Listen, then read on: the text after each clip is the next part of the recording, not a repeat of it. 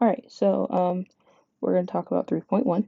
So 3.1 is solving systems of equations. So systems are when we have two equations and two unknowns, so an x and a y. So first we're going to talk about identifying solutions. And when we're identifying solutions, we are going to take a point xy and plug it in both equations and see if it makes both equations true. Okay, so here we go. So we're going to determine whether negative 4, 7 is a solution to the system. So x, y. So negative 4 plus 7, I want to see if that equals 3. It works in the first one, but I got to make sure it works in the second one. So 5 times negative 4 minus 7 is equal to negative 27. So negative 20 minus 7 is equal to negative 27. Negative 27 equals negative 27. So it works. So yes, negative 4, 7 is a solution.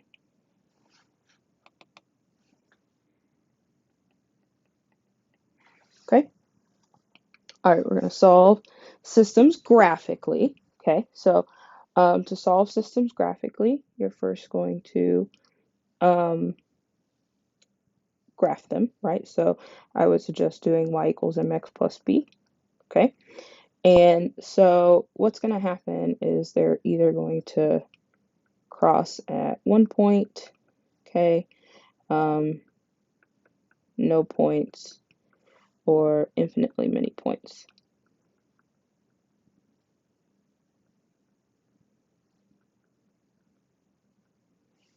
Okay, so if they cross at one point,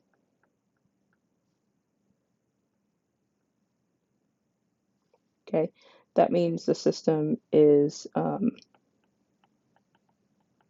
consistent, okay, and it's dependent, okay. If they cross at no points, first of all, they're going to be parallel, right? That means it's an inconsistent system, and they're an independent system, okay. And if they cross at infinitely many points, okay, then it's still a consistent system. Oh, I messed up. Sorry, this is consistent independent because they're independent lines.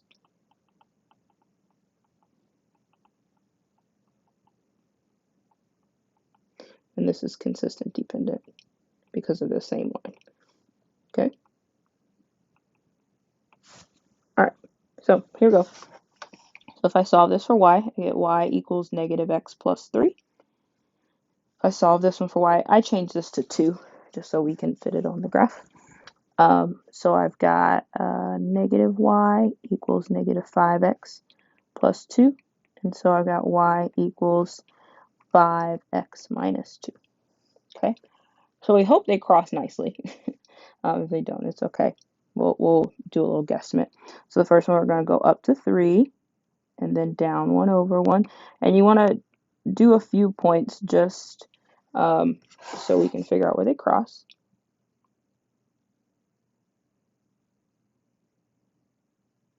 Okay. And then we've got negative 2. We're going to go up 1, 2, 3, 4, 5 over 1.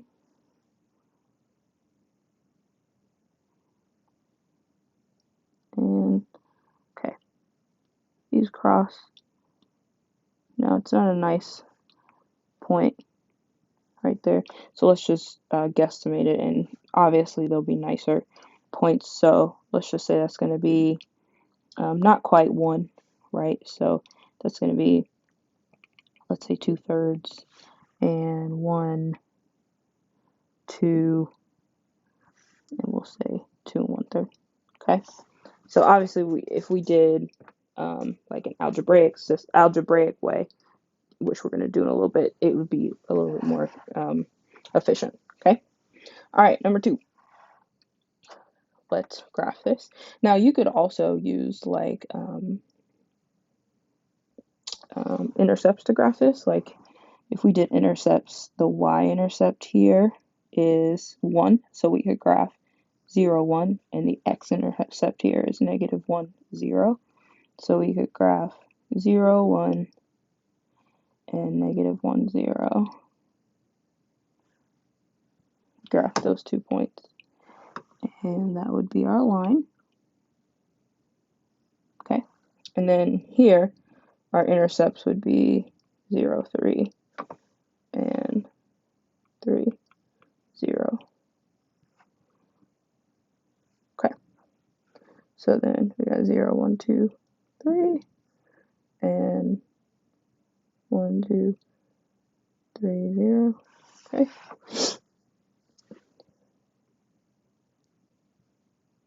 And they cross. Okay, and they cross exactly here. So 1, 2 would be the solution. So they cross exactly 1 point. So both of these are what we call consistent, independent, okay, solutions. Okay, because they cross at 1 point. All right, here we go, number 3. Now, you can already tell these are going to be parallel, okay, because they have the same slope, but let's graph them. So 1, 2, 3, 4, 5. Then down 1, 2, 3 over 1. Okay.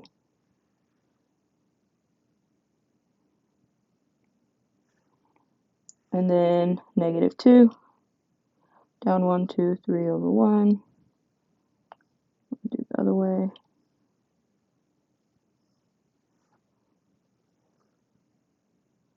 There we go. Okay. So this is no solution. And they would be inconsistent because they don't have a solution. But they're still independent lines.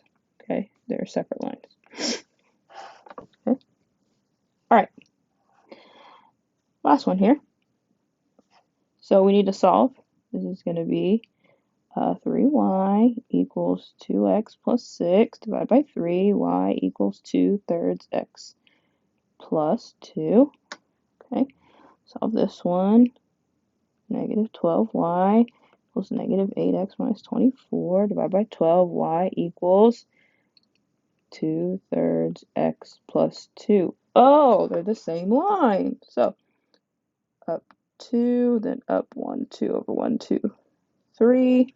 Bet you didn't know that was going to happen. Okay. So same line. So this is infinitely many solutions.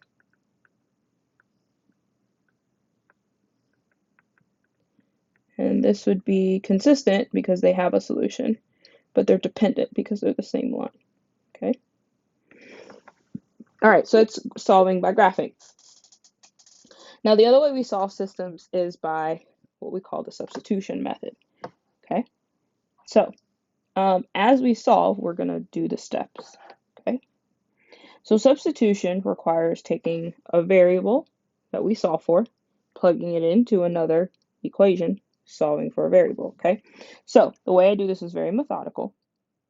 All right. So step 1 is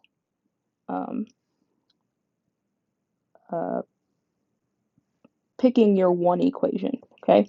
And your one equation is the equation that is solved for a variable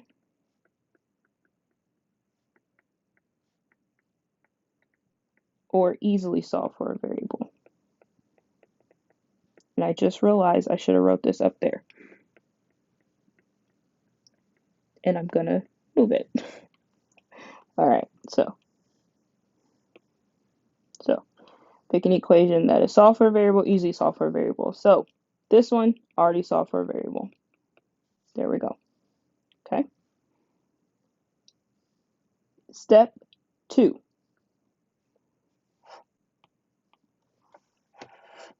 Is plug variable into other equation. I don't want to say plug variable. Let's say plug substitution.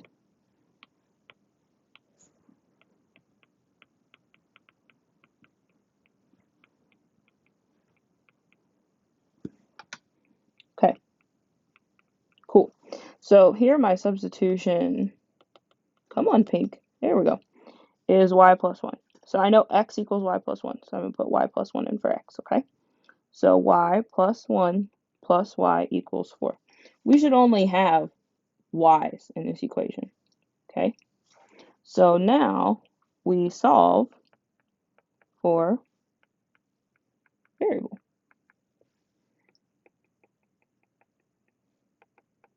So I got 2y equals 3 divided by 2. So y is 3 over 2. Cool.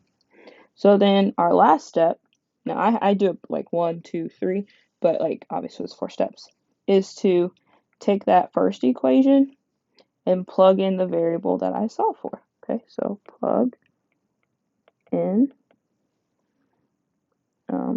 value for solved variable into first equation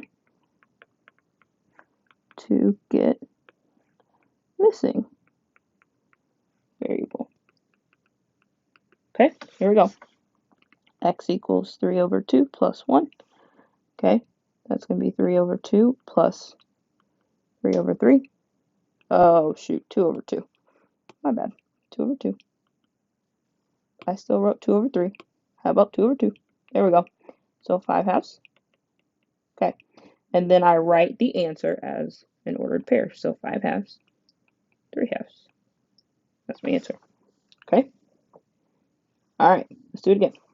So step 1, find the equation that's solved for a variable or easily solved for a variable. So you want to find something that has a 1 next to it. That's going to be this first equation. And then you're going to solve for that variable. Then take the other equation and plug the substitution in for that variable. So see how it says y equals negative 2x plus 6. I've got to put that in for y. Okay? So I've got 3x plus 4 times negative 2x plus 6 equals 4. So 3x minus 8x plus 24 equals 4. Okay? Combine like terms, negative 5x plus 24 equals 4. Negative 5x equals negative 20. X equals 4. Now step 3, take my first equation, and I'm going to plug x in here. So y equals negative 2 times 4 plus 6. So I get negative 2 is y. So my answer is 4 comma negative 2. All right? All right, let's do another one. So first is the one that's solved for variable or easily solved for variable. So x plus 2y equals 4. X equals negative 2y plus 4. Okay. My second equation is going to be 2x plus 3y equals 1. I'm going to take my sub, put it in here. So I get 2 times negative 2y plus 4 plus 3y equals 1. So negative 4y plus 8 plus 3y equals 1. Negative y plus 8 equals 1. Negative y equals negative 7. So y is 7. Then I take my original, plug in my sub, or my value. So x plus 2 times y. So x plus 2 times 7 equals 4. X plus 14 equals 4. So x is going to equal negative 10. So my answer is negative 10, comma 7. Okay? All right, so what's kind of weird is this next problem is they're both solved for a variable. Now, if they're both solved for y, what you can do is you can just set them equal to each other.